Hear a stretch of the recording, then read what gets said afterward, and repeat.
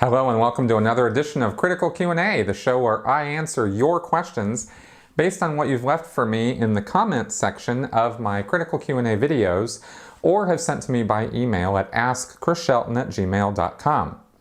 Okay, so as you can see, things are a little different this week, and I am now in my new studio space, and this is just freshly being, you could see things all over that are out of the camera angle right now.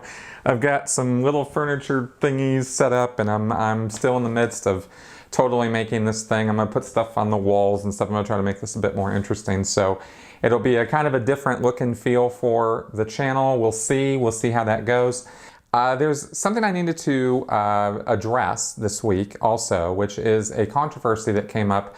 Some of you might have heard, I doubt most of you have, but there has been a controversy on YouTube about BetterHelp.com, which is the service that I had just started promoting on this channel because it seemed a perfect fit for what I do and for the kind of people who sometimes come around and look at or watch some of my videos. I am putting that sponsorship on hold right now until some more data comes to light and things get sort of ironed out or clarified in some fashion, because the reason I'm doing that is because the controversy centers around not so much quality of service issues with the service as I understand it, although that there are obviously people who have complaints. There is no such thing as a service industry that doesn't or won't have that, especially when it comes to counseling services. I just want to stress that from the get-go. That's not what's causing me concern. The reason why I'm putting the thing on hold is because it's come up through the language of the terms and service of the BetterHelp service website, that not all of the counselors or therapists who that service connects you up with, they might not actually all be licensed therapists, and that is unacceptable to me, because licensing is what gives oversight to therapists. That's the thing that makes it different from or one of the key things in terms of regulatory actions that makes it different from, say, life coaches or even Scientology. So that's why I go in that direction. I want people who have responsibilities, have obligations to follow rules of conduct, and who are answerable to a board of their peers.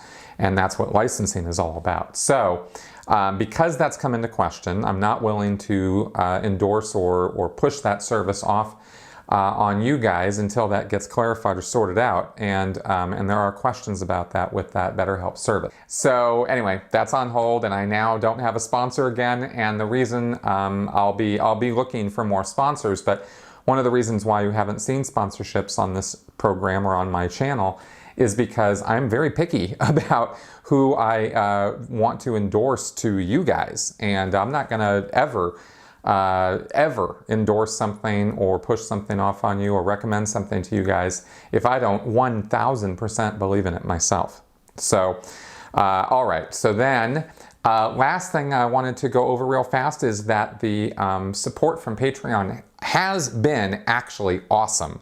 And you guys are amazing, and that is what has allowed this to happen. And the game is still on to get up to 1,500 is the next tier on my Patreon page. So let's go ahead and get on with your questions now so we actually get to some meat here for this week. Brave bloggers.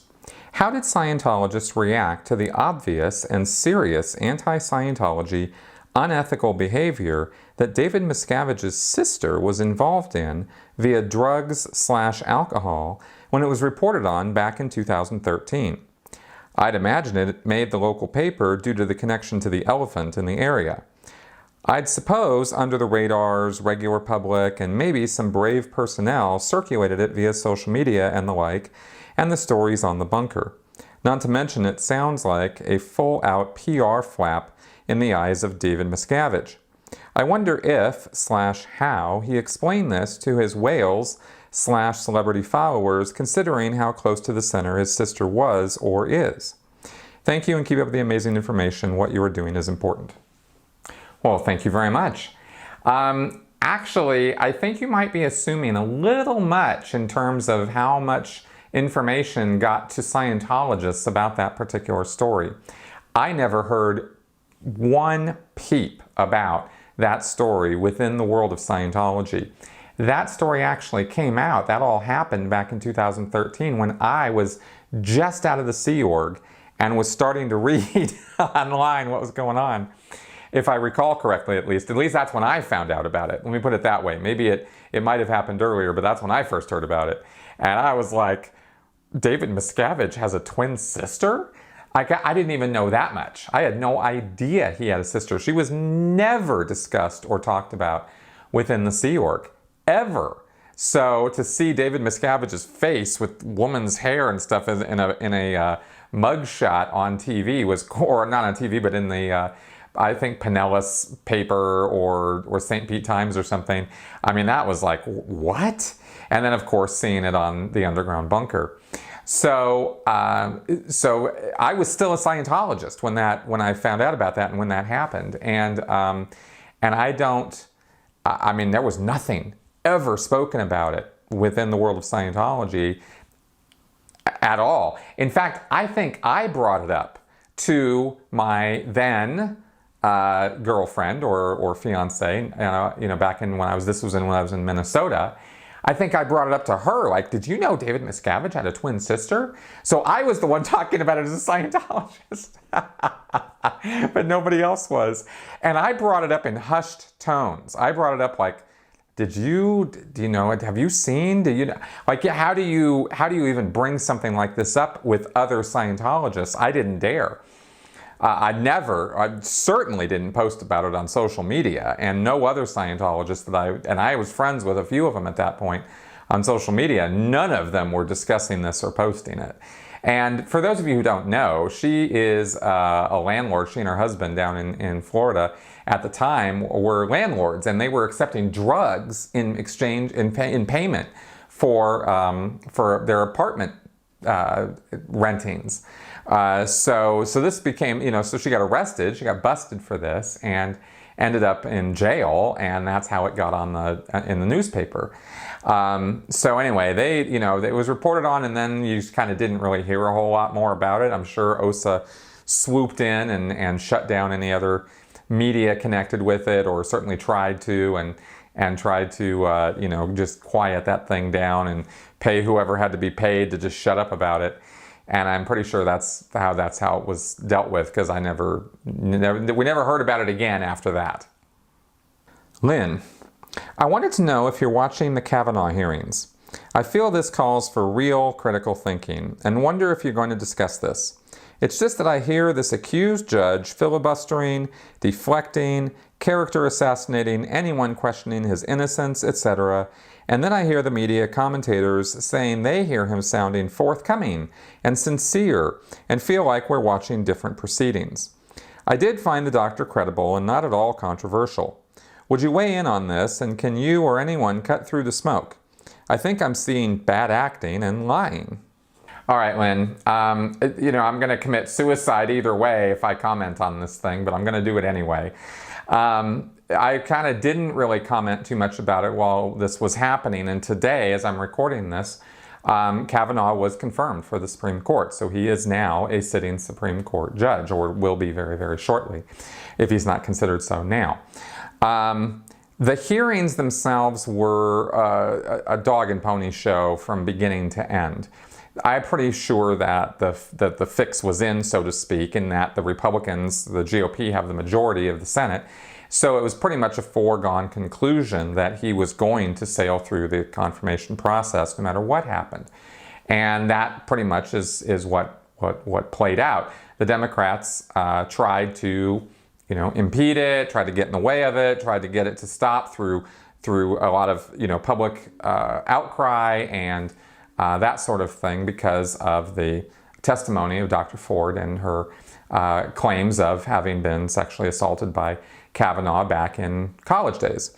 Well, that really came down to a real problem in terms of trying to look at both ends of what's going on and seeing how this is playing out. There was no way to tell what the truth or falseness was of that story. I mean, a polygraph is useless, and anybody who watches this channel should know that. There is absolutely nothing valid about a lie detector. So the fact that Dr. Ford took one doesn't mean anything. The fact that Kavanaugh would or wouldn't, or that he's ruled in the past himself that lie detectors are permissible or good tools for an investigation or something, I don't care. All that tells me is Kavanaugh doesn't know they don't work either, which is pretty much just a black mark on his record against him for even endorsing them or talking about them in a legitimate way, because they're not legitimate. So that's, that's neither here nor there, whether he was going to or not going to take a lie detector. You might as well have read his tea leaves or his star charts. So that kind of just went by the wayside. And, I found her to be a credible witness, to credible testimony.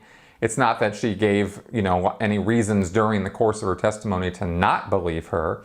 But, the principle in this country in terms of the law, and I know this is a job interview, and that was another thing that was coming up, was this isn't innocent until proven guilty because this is a job interview. Well, yeah, you're right. Job interviews don't usually involve accusations of criminal behavior. That tends to end the job interview right there in any place except the Senate, which I find kind of itself fascinating, and itself should be, if there was any real problem I had with this whole, like I said, dog and pony circus show with this whole thing, it was that. A credible allegation needs to be investigated, and an investigation needs to take as long as it's going to take. Assigning an arbitrary 7 days, 5 days, 3 weeks, 3 years, it doesn't really matter.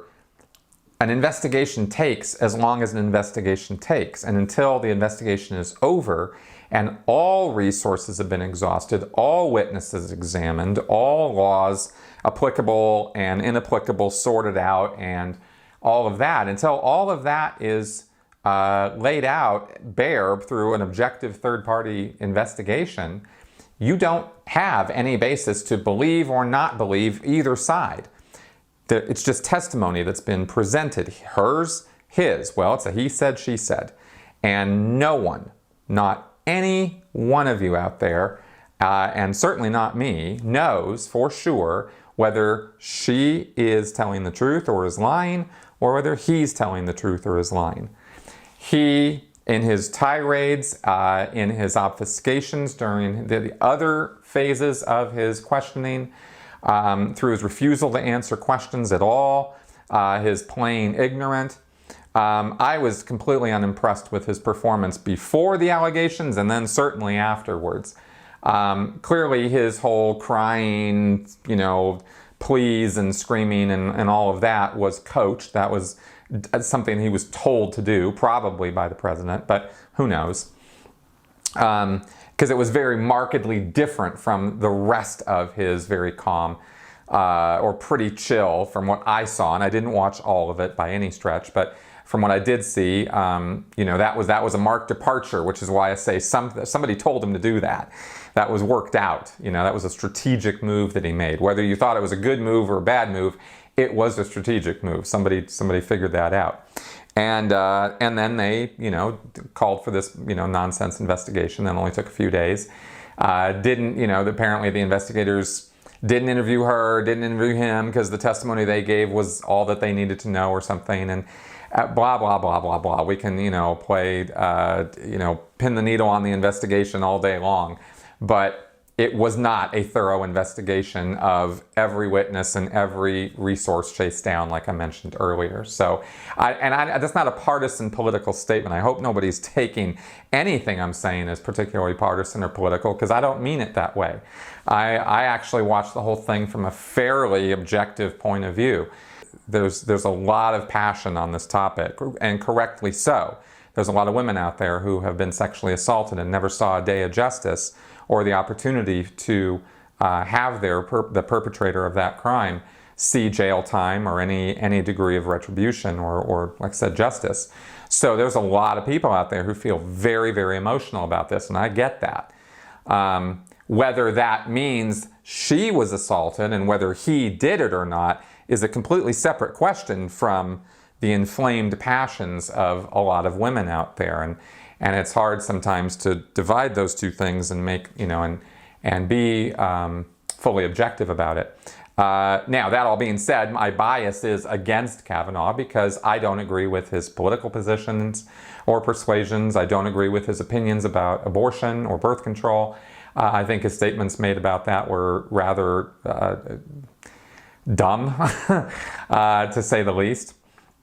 So, but that's already known. I'm already a known quantity on that. I lean left when it comes to women's rights and that sort of, and the abortion issue. So, of course, I wasn't going to want Kavanaugh on the Supreme Court because now there's a very real possibility that case law could come forward that could question or challenge Roe v. Wade, and the mostly conservative court could end up overturning that, and that would be a really, really bad mistake if they were to do that. But that's potentially in our future. We'll see. There's a lot of things that have to happen between here and there. So I'm not saying this because I'm trying to be alarmist or trying to freak anybody out. I'm just saying that possibility now exists, whereas before we were pretty sure it didn't exist. So anyway, as far as the whole thing goes, I think we were all treated to a show that was meant to inflame passions and anger, so that come next month in November, when we have these midterm elections, the people who were really pissed about this stay pissed long enough to go to the polls and show that, have that reflected in their votes. You know, unfortunately, as I didn't go look, but I don't think most of the people who actually voted this through are up for re-election this year. I'm not knowing about Collins in Maine, but I know Flake is leaving. He's retiring, and Grassley, the guy who chaired the whole thing, well, he's not up for re-election until 2022, and you know, I don't know that too many people are going to remember this for that many years. We'll see. So I don't think, and you know, some of these guys, I don't think were feeling very insecure about their job. And of course, right after an event like this, people are, you know, very, and I think that was, if there was any strategy on the part of the Democrats, it was to create that. And I think they did do that. So we'll see what results come November. You know, I'm not making any predictions about it. So that's what I can say about all that. Sigh. Did Scientology have the regular over-the-top events in such large venues before Miscavige took control? No, they did not. In fact, Hubbard actually wrote policy that these kinds of regular events that would be happening all the time, 7-8 times a year, I think it is now, and then getting everybody together. He said that was a dumb idea. He was not down with that. I don't think he even knew. Well, they only really started doing these bigger events after Hubbard died.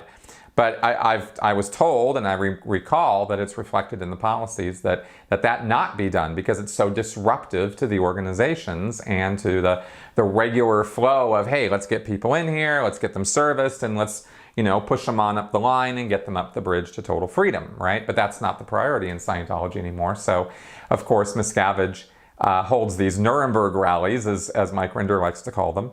And that is what they're like, by the way. So that he can feel the adoration of all of these people in this room who are all but revering and worshiping him, and you know, thunderous applause on every pronouncement, and you get 2 or 3 hours of this, you know, and he rehearses for, you know, days on these speeches, and I've seen him do it, you know, and he just loves these events, and they serve a number of functions because they keep Scientologists indoctrinated. I was going to say informed, but really, no, it's actually indoctrinated in the latest lies and nonsense that he's piling onto them in these events about how the statistics are going up, and they don't ever show you how much they're going up. They don't put numbers on the graphs anymore. They just show these graphs, these lines all going expansion, you know, and they get to, you know, pull off some PR videos that show how wonderful Scientology is doing in Colombia or Venezuela or India, or someplace not around where you are, right? That's the whole point of these videos, is they go shoot stuff in some distant land, and Scientologists here in the States are like, or some Hickville place that nobody ever goes to, right? And where they're doing disaster relief or something like that. And all the Scientologists are like, oh my God, it's so amazing. You know, all the good work that we're doing, and look at how we're all over the world. We're so international. It's so amazing. And here, take my money, please. This, because clearly you guys are doing so much good. That's the desired product of these events. And almost every one of them used to be. I'm told they're toning this down now. That's what I'm reading on the bunker. But it used to be that every one of these events was supposed to at least pay for itself. And they were supposed to, through the donations of the public after the events.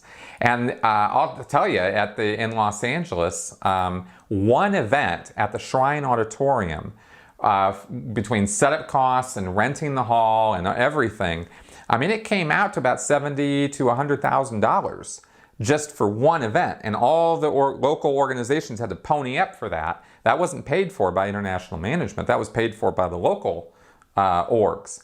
And then Miscavige and all them would come down, do the event, and then they would have some kind of new release, some new book or repackaged tapes or lectures or whatever, and they were supposed to sell enough to make back the money that they had spent, at least that. And we had sales quotas and all this stuff, and that's how almost every one of these events would go. So it would be this high pressure, high intensity sales drills after the event to get people to buy things. And we were literally just boldly going up to people and saying, cash or credit, handing them a bag of merch, here's the latest release, cash or credit, and that was kind of how those events came out. But Hubbard never directed for any of that to get done. That was all Miscavige's brainchild. Isa. Why does the Church of Scientology not move into the political sphere? Mitt Romney, who was open about being a Mormon, almost became the President of the United States and was governor before that. A celebrity like Arnold Schwarzenegger became governor of California. So why would Scientology not get one of their members to run for governor or senator?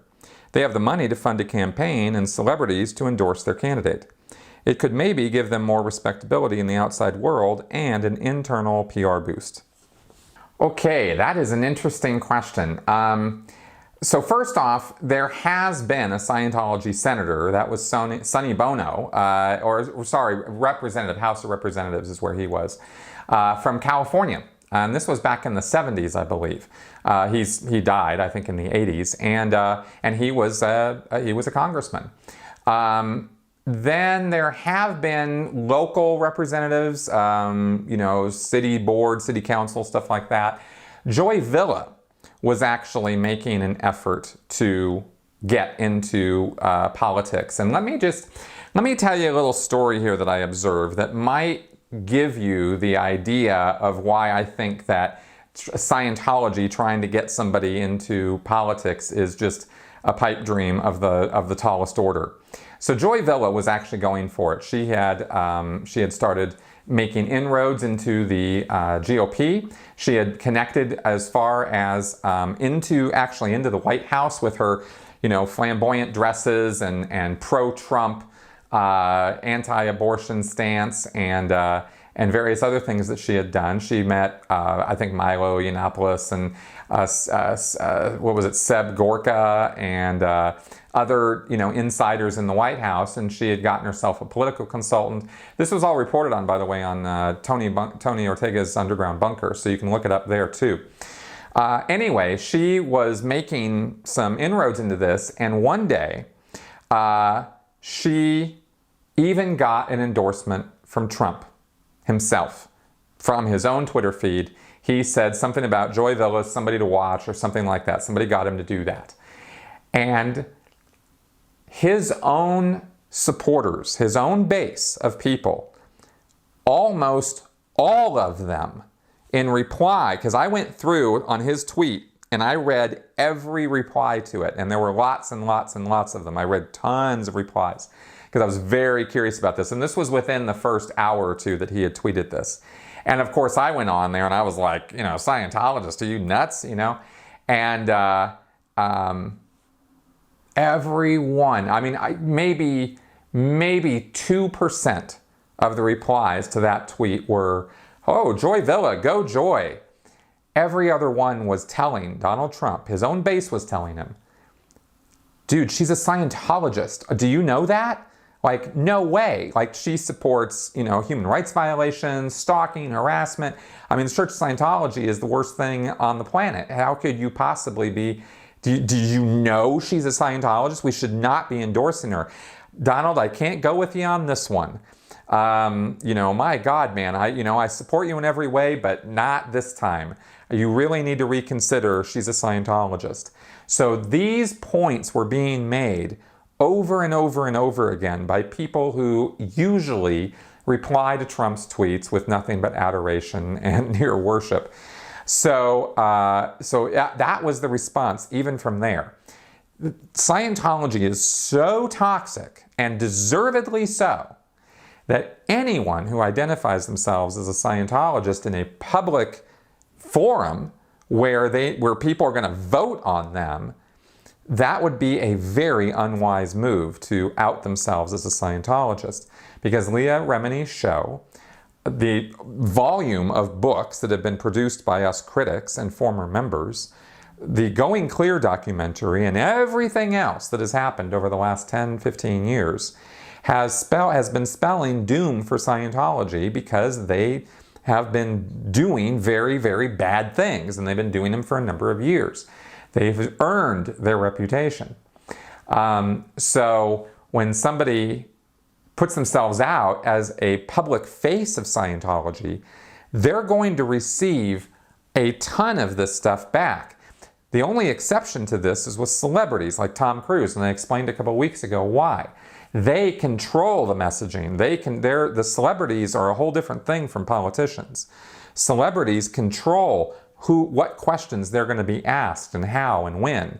And they themselves are the product. So they show up on a show and that show gets ratings. If they don't show up, the show doesn't get that same ratings. So Tom Cruise has the power to demand what kind of questions he's going to be asked, and he doesn't have to answer anything about Scientology. It's a whole different thing in the political realm. If a politician puts himself out there, they are under the microscope in every conceivable way. It's open season on them in every way by every media outlet. And the question of Scientology will absolutely come up because it speaks to their values, their opinions on homosexuality or the LGBTQ community, on psychiatry and mental health issues, on the religious angle, on human rights. There's just a number of things that Scientology has, any Scientologist would have to answer for, and including all the stories that we're all very, very aware of about disconnection and ripping apart families. And they can't lie their way out of that because Scientology really does do those things. So they're not going to succeed as a politician on any kind of platform, on either side of the aisle, because they're part of a group that is doing really horrible things to people. So, that doesn't even bring up the other aspect of this, which is that the Church of Scientology is a 501c3 organization. It's nonprofit. Therefore, it cannot endorse any single candidate or give money to political causes, political candidates, or tell its membership that it's supporting this candidate or that candidate. They're not supposed to be doing that.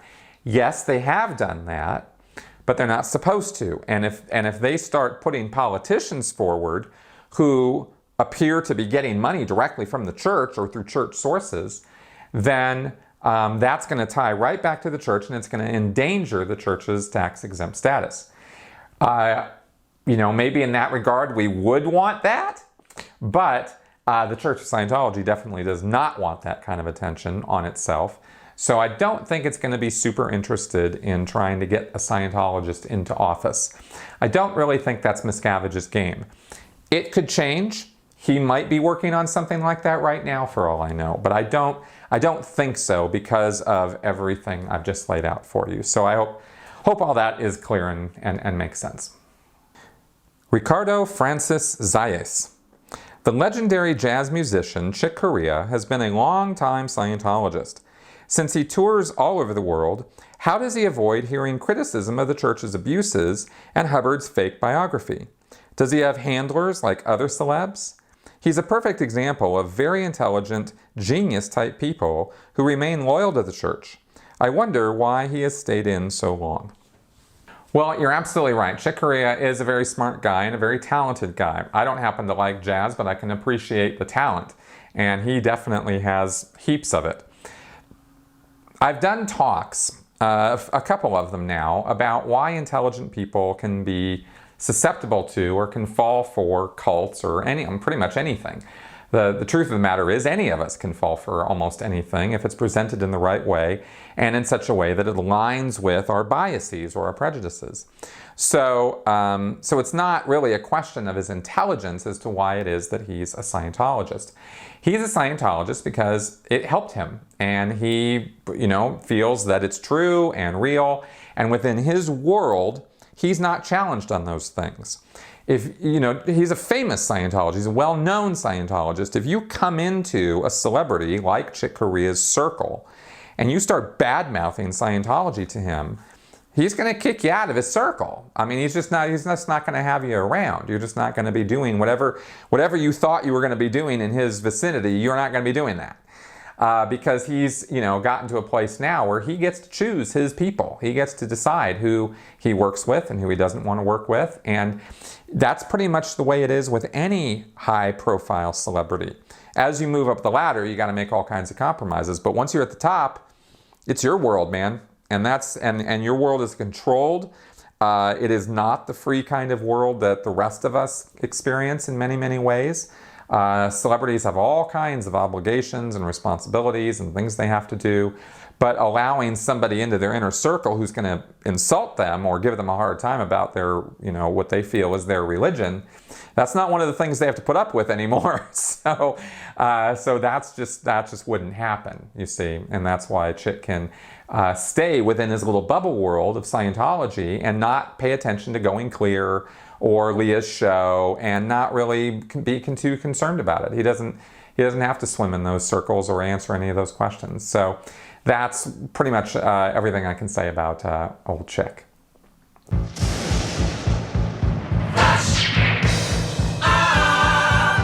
Whoa, okay, it's time for Flash Answers.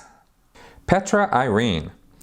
Actually, does it happen that cult members learn their ropes in one cult and then decide to leave to develop their own cult with themselves as the guru?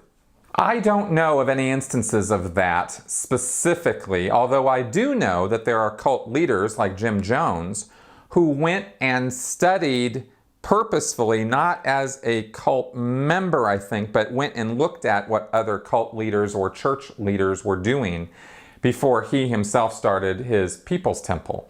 I know Jim Jones did that. There might be other cult leaders who have gotten some indoctrination or schooling before they set about their big life task.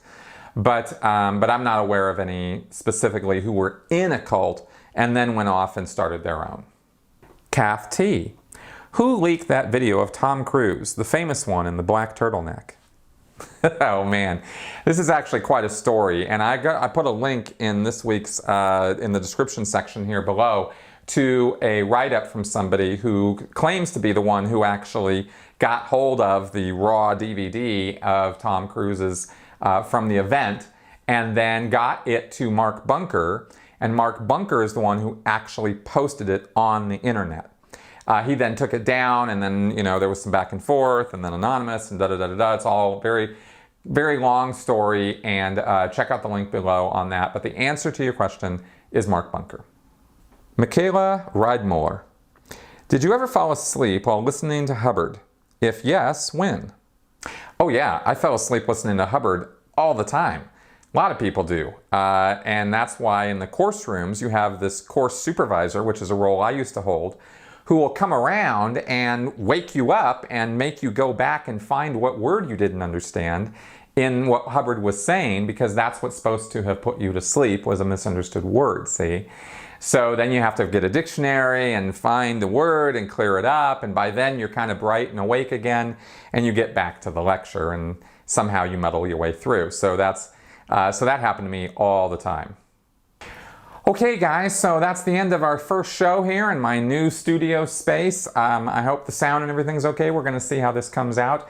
I've still got a lot of work to do in this room, including sound baffling and setups and props and different things. I've got plans for the room. I'm kind of excited about this. I'm excited about putting this all together and hopefully presenting you guys through this space and through the rest of the work that I'm doing. Improved content, improved quality of content. Okay guys, talk to you next week. Bye-bye.